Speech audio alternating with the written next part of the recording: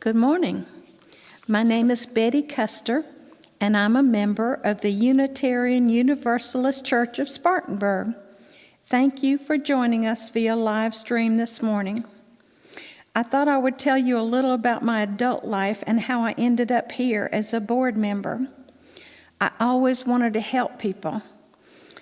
After getting a master's degree and having 2 children and teaching full-time, all in my spare time, I taught math and science for 30 years, went to nursing school and got another degree.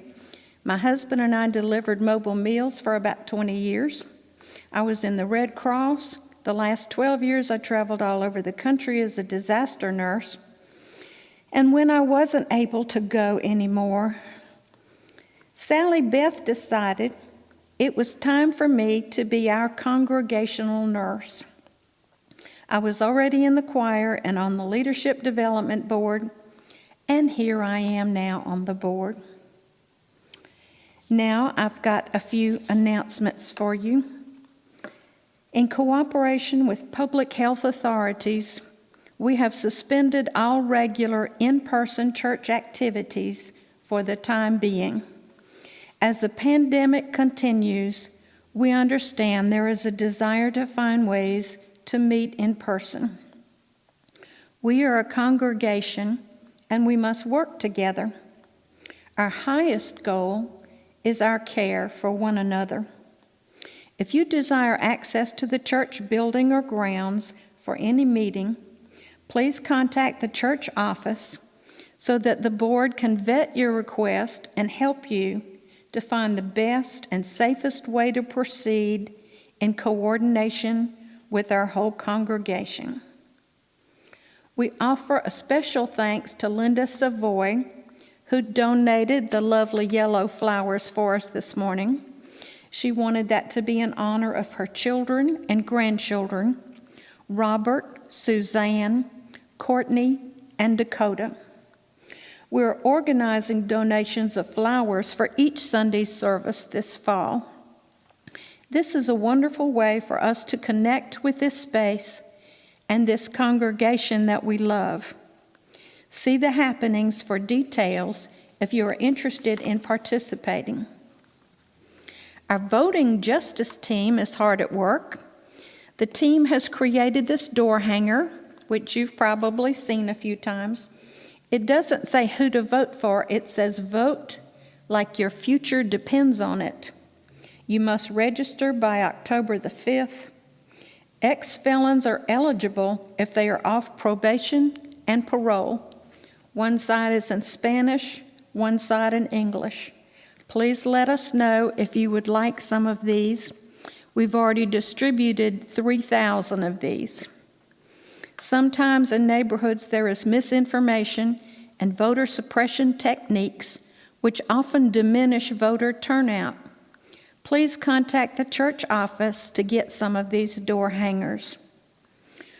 We are planning 2 flu vaccine clinics to be held here at church following strict safety protocols, mandatory mask wearing, and distancing for safety.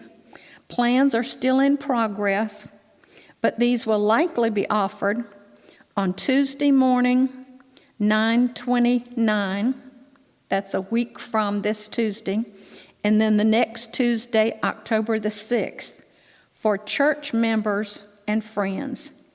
Please bring a good photocopy of your insurance form or pay $30.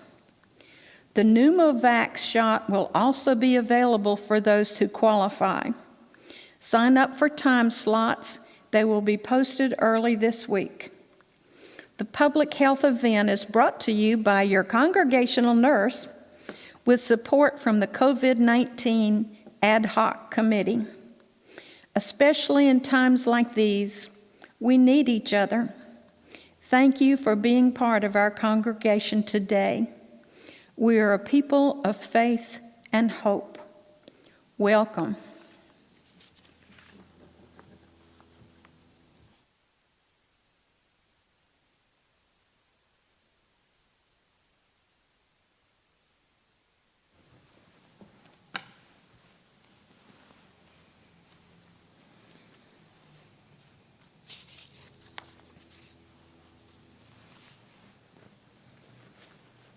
Allow me to add my word of welcome to the welcome that Betty has just extended on behalf of our board and our congregation.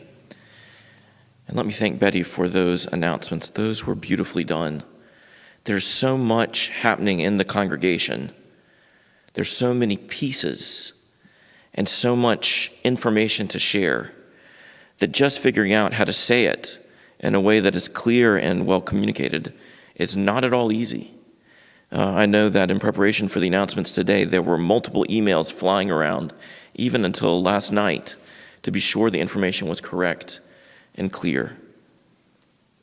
For the work that goes into saying what is happening and organizing us so that we can engage with each other, I am very grateful.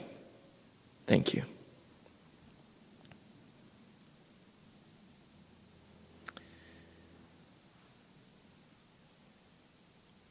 We are in a time of grief and disconnect. The first grief that I want to share with you is that in the course of this pandemic and in the course of his life, our beloved music director, Keith Plumley, has decided that it is time for him to let go of his position, to retire from serving as our music director. Keith has led our music program for more than 10 years, and he makes this decision not at all lightly and with a very serious reckoning of the work that has been done and of all that has been built and accomplished within our congregation. It is with a heart of sadness and of deep gratitude that I share with you that Keith's last Sunday with us will be October 30th. Now, Keith is very shy of the spotlight. He is a team builder, and he has done an immaculate job planning for the continuation of the music program after his tenure is over. What he wants is for the life of this congregation to thrive, not for us to publicly pour accolades on him. But he has given too much for us to let him slip away quietly. We will celebrate Keith all through the next month. I ask that you please pay attention to church communications, to read the happenings each week as they come out, so that you can follow the plans that we will develop to celebrate the remarkable gift. More than 10 years of service, more than 300 worship services, a choir built from scratch into a powerful presence, not only a musical team, but a symbol of what teamwork can be for all of us. We will celebrate the man who has given us so much. And we will do it with bittersweet joy and with joyful grief. On behalf of us all, Keith, thank you for what you have done. I know that many of us come to the service today with grief too at the passing of Supreme Court Justice Ruth Bader Ginsburg. We spent all summer thinking about heroes and about heroes in our own UU tradition, women who broke the mold, who broke through the barriers that held them back personally and professionally and held our society back, and who transformed our lives, all of our lives, through their tenacious, committed, brilliant work. And there is no greater example of this than Ruth Bader Ginsburg, a person who invoked the Grimke sisters as part of her own intellectual and feminist heritage, the sisters to whom we ourselves hearken as a congregation. I want to invite you in this moment to just feel the grief of her passing, of her loss for our nation, and the grief that we feel and that I'm certain that she felt, that her passing is at this moment for our nation. We honor her by feeling the depth of that grief.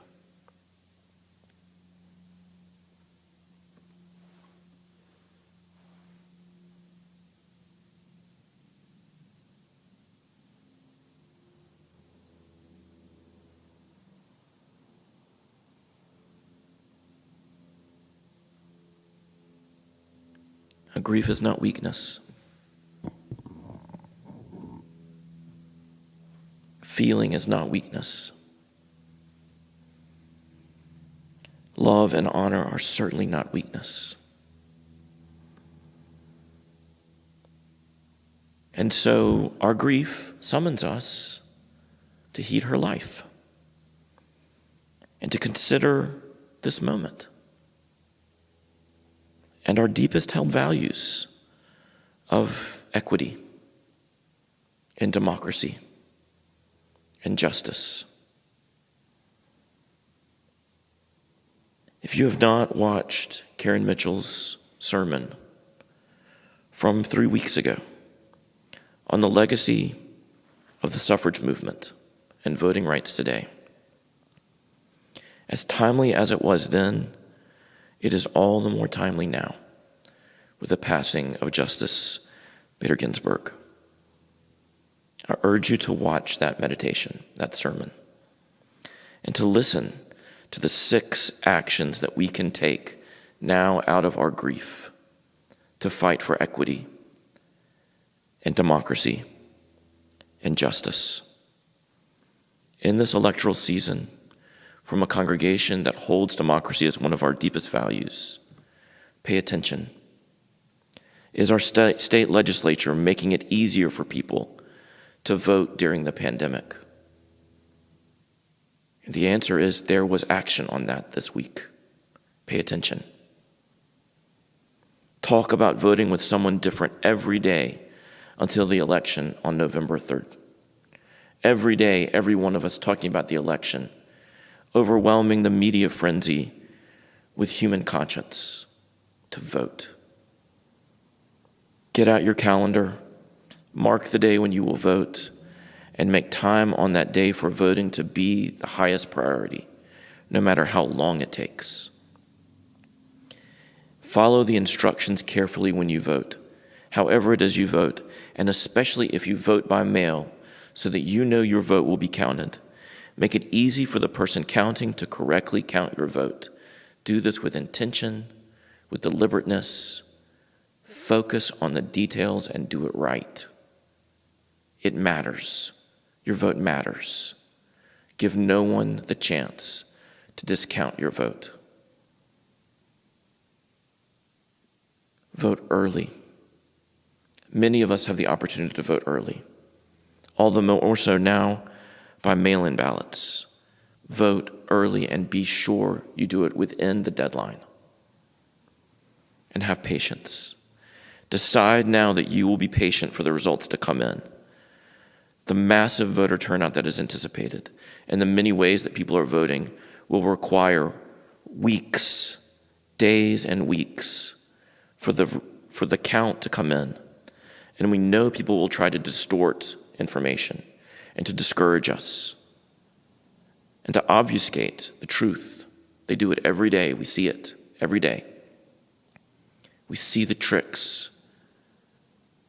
We see the hypocrisy every day. Be ready for it. Steel your mind and your heart to be patient.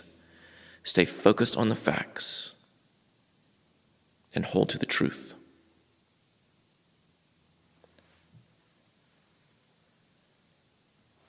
I want to invite you to join in a congregational dialogue in 2 Sundays' time. After the service at 12:15, our congregation will enter in the first of 4 dialogues that we will do across the year, engaging in the work of consciousness. This is something that we decided to do as a congregation at our annual meeting as part of a tremendous new social justice initiative, a new vision for social justice, which is already highly activated and engaged.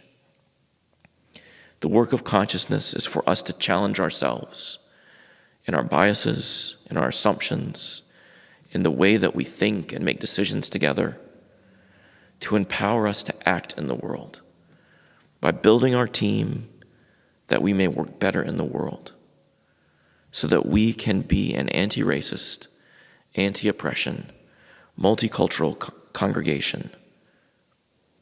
I urge you to come to this dialogue. It will be in virtual format via Zoom right after this service on October 4th.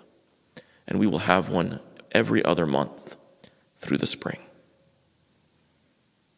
We are in a time of grief, of anxiety and distress, of loss and fear of what more will be lost. But that emotion is power. That feeling is power.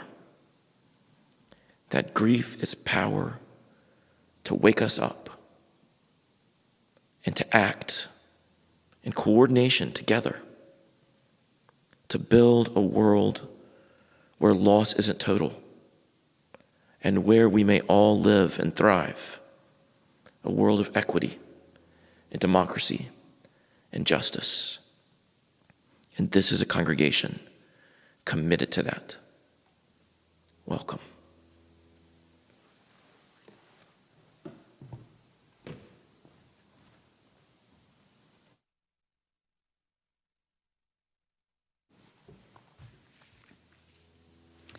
A human being is part of the whole, by Albert Einstein.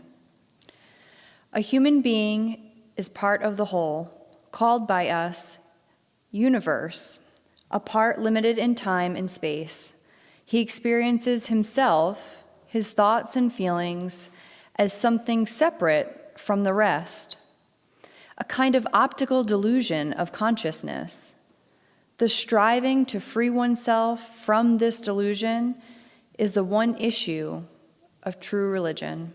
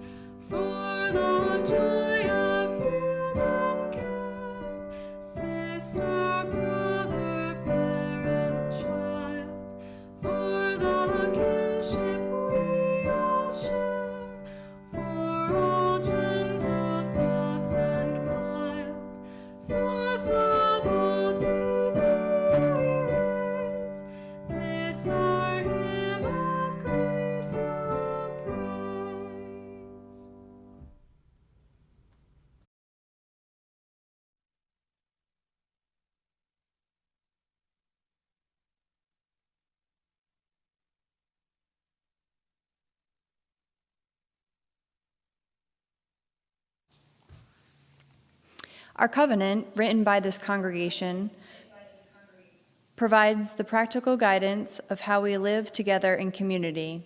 It serves as our promise to ourselves and others. Let us join our voices and speak the truth of our covenant now. We are a people of faith and hope. Together we covenant to strive to become our better selves, to honor both the critical mind and the generous heart, to prove that diversity need not mean divisiveness, and to respond to systems of violence and oppression with the power of a love beyond belief. This is the time in our live service when we would share joys and concerns by visiting our rippling bowl. We hold one another in care. Share what is in your heart silently with your community right now, and know that here, your joys and concerns are held by all of us. We also use this time to greet one another. The joy we share has not been dampened by our separation. Take a moment to send your care to others, perhaps by a text or just a thought of those within our community. Feel our care for one another.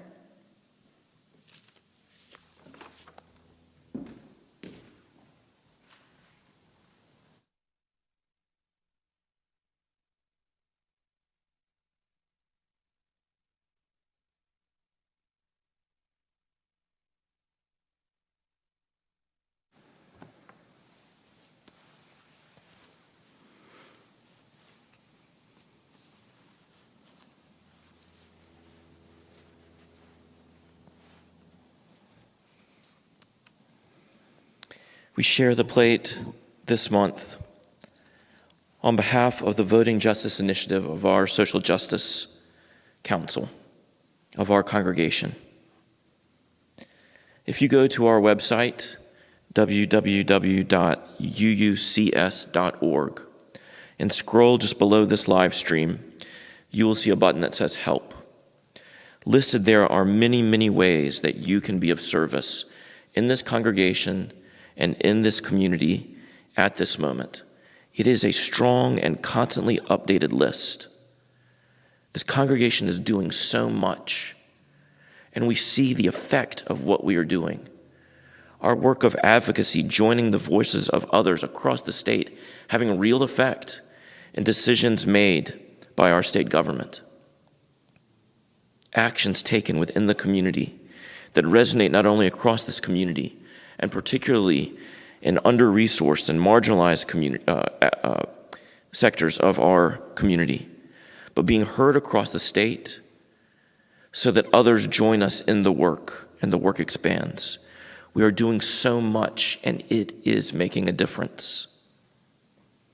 On that page, you will find ways that you can give of your time and of your energy, of your talent, and of your resources.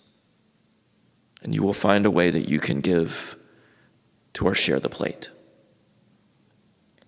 We share the plate on behalf of our Voting Justice Initiative, which has been running at full steam since early summer, producing door hangers that have been distributed to more than 3,000 homes through restaurants and community partners and friends across the upstate, encouraging people to vote, to register and to vote.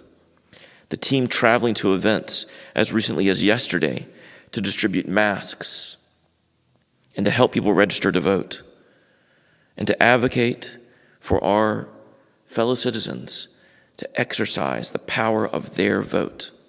We see in the news how close polls are, even in this state, that every vote will matter. This team is organizing to provide chairs and umbrellas and water and now food for people who are standing in line at the polls.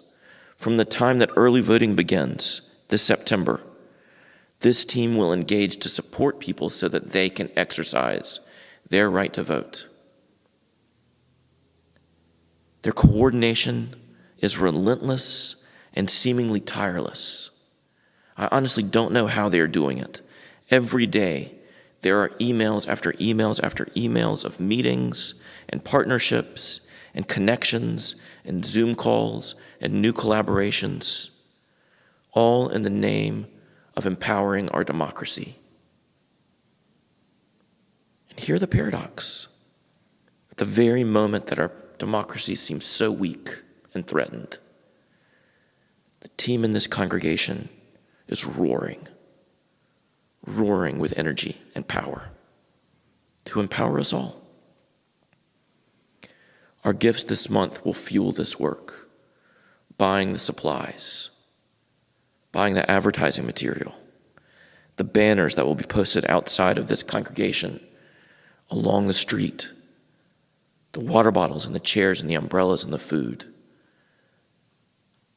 Your gifts will fuel the work to fuel our democracy when it seems spent and when we need it most. Let us bring our gifts.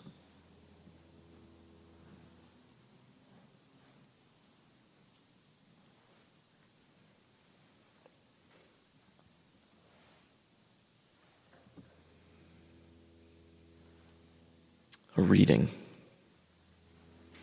Justice. From the book of Deuteronomy, chapter 16, verse 20. From the wall of Justice Ruth Bader Ginsburg's office at the U.S. Supreme Court. Calligraphy in Hebrew that she kept on the wall of her office over the more than 27 years that she served to adjudicate justice in our country. 3 simple words.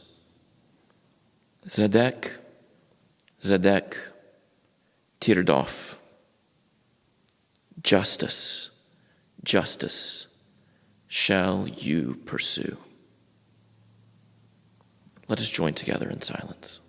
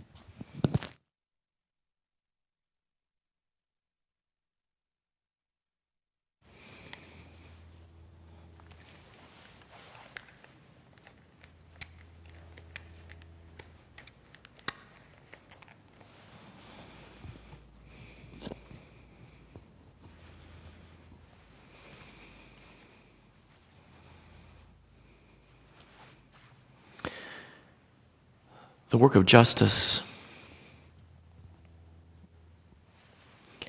is a work of healing, of reconnecting what has been torn, of rebinding what has been broken. And that is the life of Ruth Bader Ginsburg. It's such a beautiful morning. It's so beautiful here. And these last days have been absolutely the most beautiful days one could ask for in this place where we live. The glory of the earth, of all the world arrayed around us, and we in it, and a part of it. such a beautiful universe in which we live. And yet we are in a time of profound disconnection, of brokenness and grief, where things feel out of joint, out of alignment, and at even greater risk of falling apart. A time that feels threatened. That's the feeling that I have inside of myself. The times feel bad enough and threatened to become even worse. A time of fear and anxiety. The world around us is so beautiful right now. Always, but especially now. And yet, our life together, the life of our society, the life of our nation, of our democracy, feels terribly disconnected and broken. Breathe with me. We've practiced breathing together the last 2 weeks. Breathe with me again.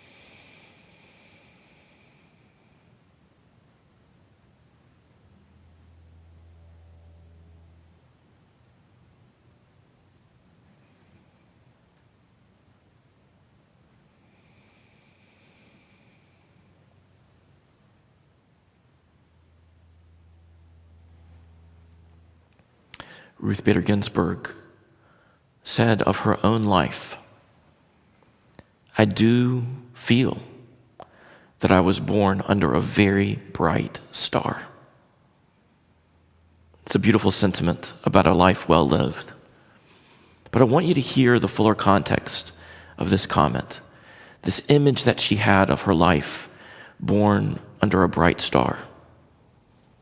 She went on to explain that although she graduated at the top of her class in law school, she could not get a job at any law firm in New York City because she was a woman. Top of the class, clear work ethic and highest credentials, could not get a job. And what she found instead of work at a law firm of any size, big or small, in all of New York City, she got a job teaching law. And because she taught law, she had time to join in the work of gender equality, to become the leading legal mind in the fight for women's rights, especially in the workplace, and to use legal strategies that hearken to the experience of both men and women, inequities inherent in the system that she could call out, so that when she presented cases in courts, even at the highest court of the land, before she was a Supreme Court justice, advocating for her clients and for her causes in the Supreme Court itself, conservative justices would change their thinking and agree with her logic because of the precision and dexterity and power of her thinking, because of her brilliance. Her brilliance. I was born under a very bright star. Because the fact that I couldn't get a job, gender discrimination, at a law firm in New York City, I became a teacher instead and had time to devote to the cause of gender equality. And from that, she became a leading legal mind, a profound force for civil rights and equity, a paragon of justice on the Supreme Court for more than 27 years. and now a light of justice for our whole nation. Hear the paradox. The way in which her very disadvantage was used by her to open a path to create tremendous advantage not only for herself, although surely for herself also, but for us all. She changed us all. She changed us all, as did her forebears, the Grimke sisters, Dorothea Dix, Florence Nightingale, the Peabody sisters, her contemporary Tandeka, these women whose names we have called, whose presences we've summoned, whose stories we've told, who took the very fact of their disadvantage and turned it into power, the paradox of their ability to summon their power for themselves and for us all. When Ruth Bader Ginsburg's mother died, and mourners gathered in her Orthodox Jewish tradition, she was excluded from the minyan, the required number of mourners, in order for the official mourning rites to be held. She was a woman, and in the Orthodox tradition, she could not be counted as part of that minyan. At the moment of her grief, of her great brokenness from her mother, at that moment of disconnect from the very person that she loved most, she was excluded on the basis of her gender. And at that moment, she broke with her religious tradition. She would have nothing to do with that exclusion. And yet, on the wall of her office at the Supreme Court were written these 3 words in Hebrew from the giving of the law in the Torah. The moment of the giving of the law to the great lawgiver himself in the Judaic tradition, Moses. Zedek, Zedek, Tirdof. Justice, justice, you shall pursue.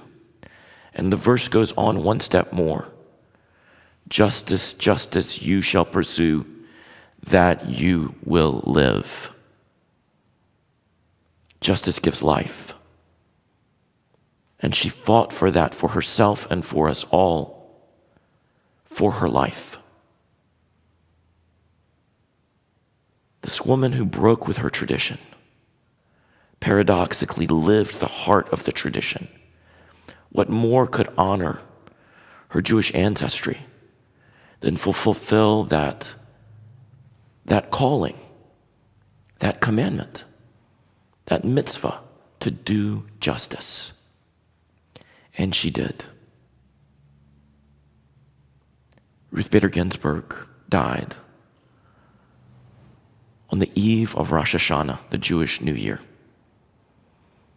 Her fellow Justice Stephen Breyer said that he received news of her passing while he was saying the Mourner's Kaddish, the Friday night service to begin the celebration of Rosh Hashanah, the prayer that is offered in every Jewish worship service to remember the dead, to honor them.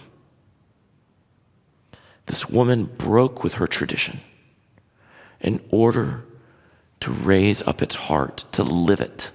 She broke with the externals to live the soul of the tradition. And at the moment of her death, a star rose in the night to hail the new year in Judaism, Rosh Hashanah. Zedek, Zedek, Tirdof. Justice, justice, you shall pursue, that you may live. This is a woman deeply connected through the brokenness of our world and the vast inequities of this world, the exclusion that she herself faced every day of her life. She walked into that brokenness to find a deeper connection, to help us all connect more deeply to democracy, to justice, to life, so that even in the moment of her death, the star of her life shone. Breathe with me in the brokenness of our days. Breathe with me.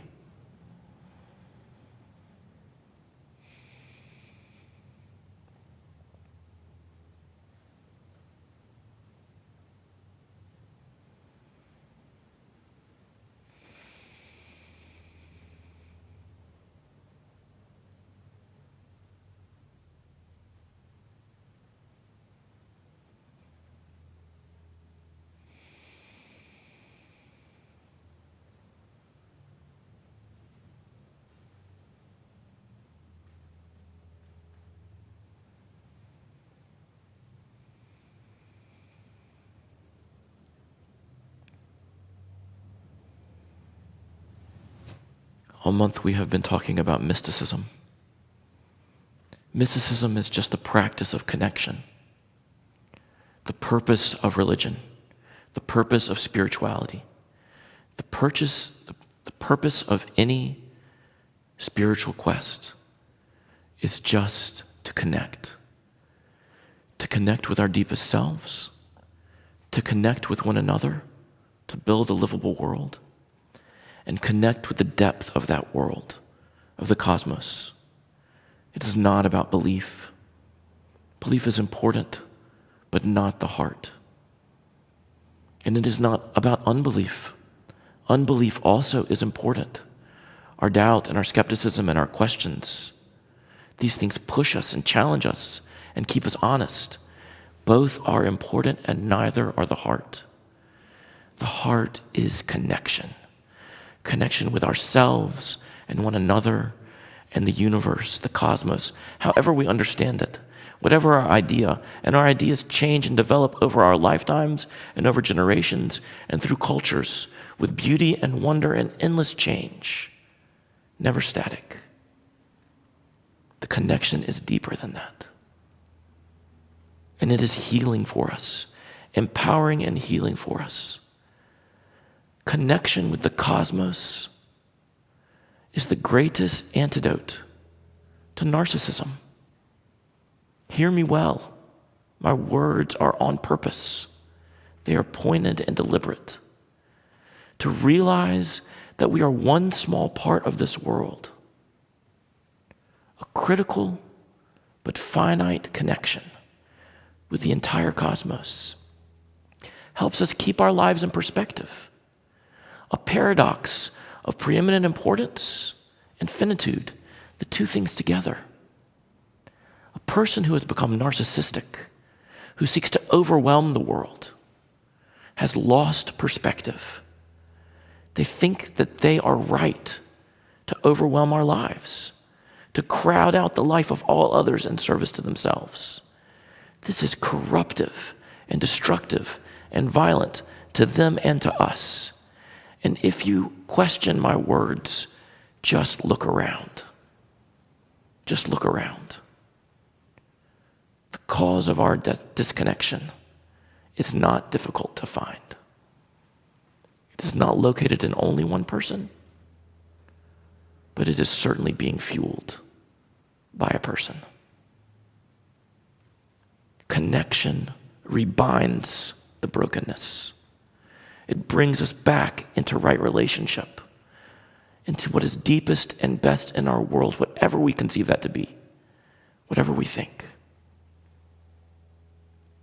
In a few moments, we will hear a song sung, a song written by a woman who lived in a time of gender exclusion centuries ago, a woman who survived a pandemic, and in all of the loss of her life and the pain of her life, the real physical suffering of her life, the vast social disparities in which she lived, she offered a word from her own deep experience of connection with the cosmos. We've heard the song sung before in the service, and because of the times we are living, we will hear it again. All will be well, and all will be well, and all manner of thing shall be well. We hear these words of Julian of Norwich, and we are right to say, what the hell are you talking about? We can see that all is not well. It is evident that the world is broken. How can you make that claim? What nonsense is this? And we may feel anger and rage, a rebuttal of her claim. And Julian would say, of course there is suffering, and we do not deny its reality. But her words come from a different place, a place of deep connection that is paradoxical, that moves to the heart of our suffering to rebind us, so that even in our objection, they hit the heart. We feel the aspiration and the hope, and they summon us to do the work to rebind the world, to bring it back into connection, to be the ones, the instruments of peace, the hands of healing, the spirit moving. We are that fiery force, that light. Breathe with me once more, and when you breathe, connect what is deepest in you and in the world around you. When you feel pain and anxiety, move through its heart. Do not ignore its reality. Do not evade it. Move through it and connect with what lies in the darkness within. The beauty and power that is us. Breathe with me now and connect with the heart of the universe. Breathe.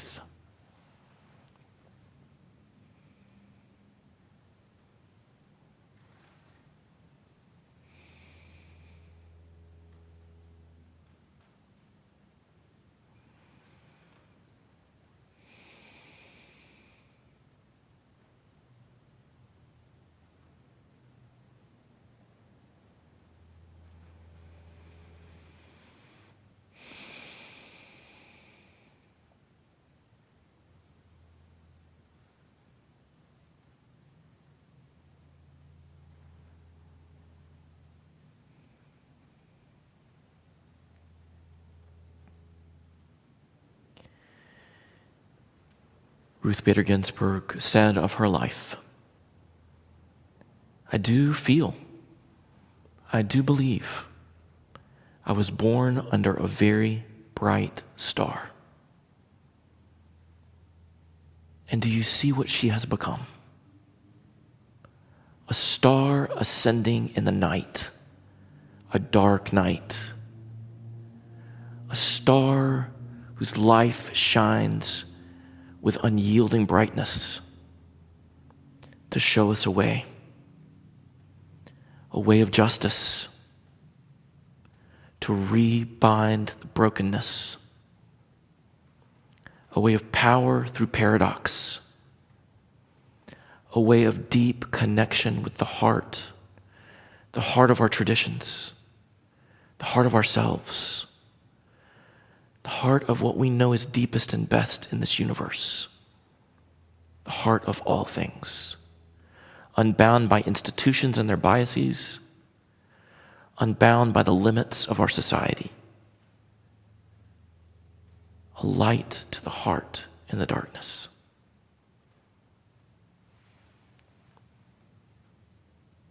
Walk into the night. Walk into the night under the beautiful sky of this autumn and look at the cosmos around you. Get perspective badly wanting in this day. Walk into the depths of the night tonight. Step into the darkness that engulfs us and look up. Look up. However we name it, whatever our tradition, whatever we believe or don't believe, it doesn't matter. We are part of something much bigger, something deeper and better than our worst brokenness. And the work of the spiritual quest, of mysticism, of religion, is just to connect with that, to breathe in the night, to feel the stars surround us, to be one with that beauty and filled with its power. That is who we really are. And that is how we summon the power to rebind the broken world. Walk into the night. Look into the sky. See that we are part of something much bigger, an essential and finite connected part of the whole universe. Look at those stars, the heroes, the lights, those that came before us, constellating around us, telling us the story of their lives so that we can navigate through the darkness. Lights in the darkness to guide us, especially when it is most dark. Lights in the darkness to guide us to morning, to a new day. Lights in the darkness to guide us to become the lights that we ourselves also are.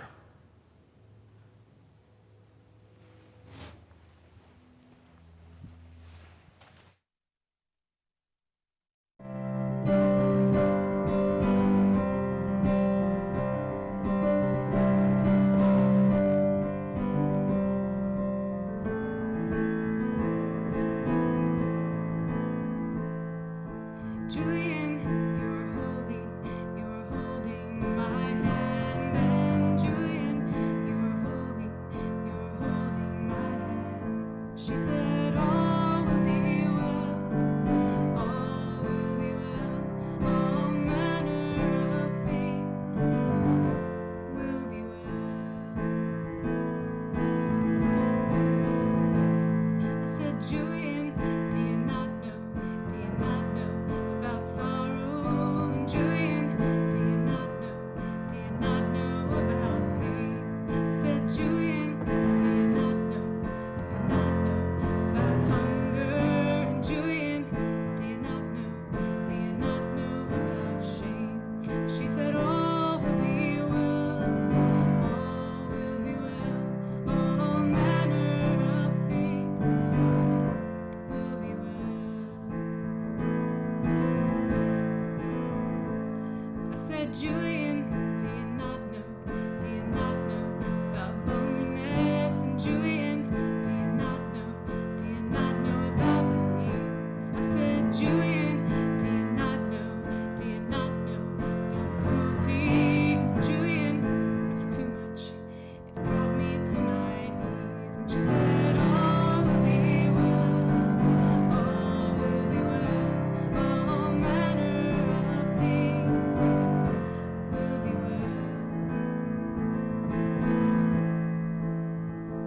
She said, no one does not know about sorrow, and no one does not know about pain. She said, no one does not know about hunger, and no one does not know about shame. She said, all will be well, all will be well, all manner of things will be well.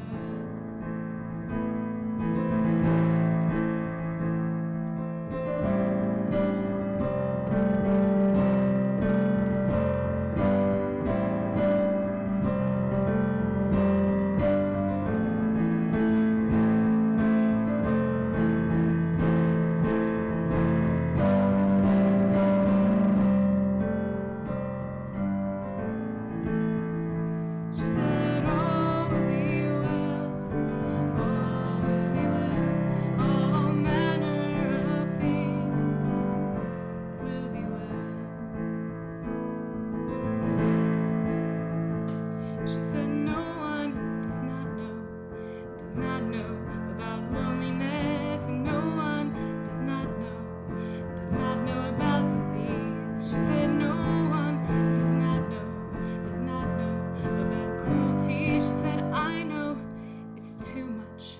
brought me to my knees, where I heard all will be well, all will be well, all manner of things will be well.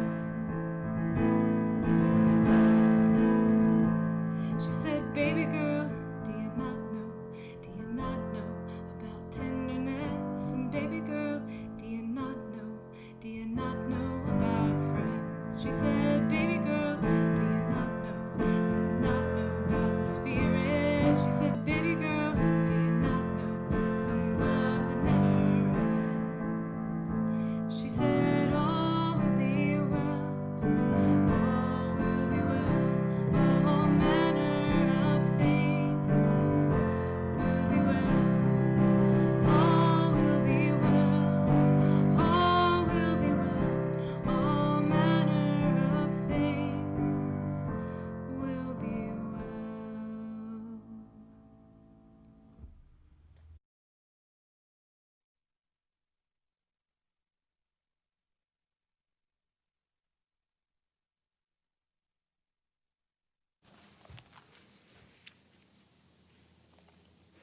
A human being is part of the whole. Albert Einstein.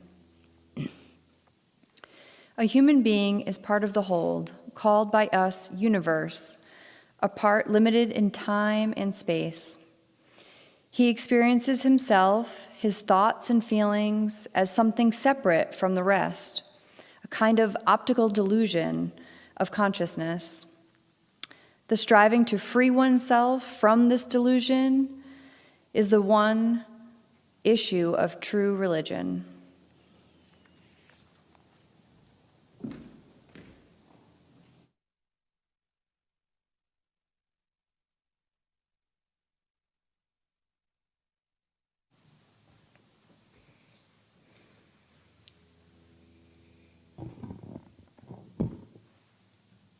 Walk into the darkness. Look at the universe curving around you. Look at the lights of the heroes, guiding us to the very light that we are. And feel the power well up inside of you. The power to rebind a broken world. The power of justice. Zedek, Zedek, Tirdof.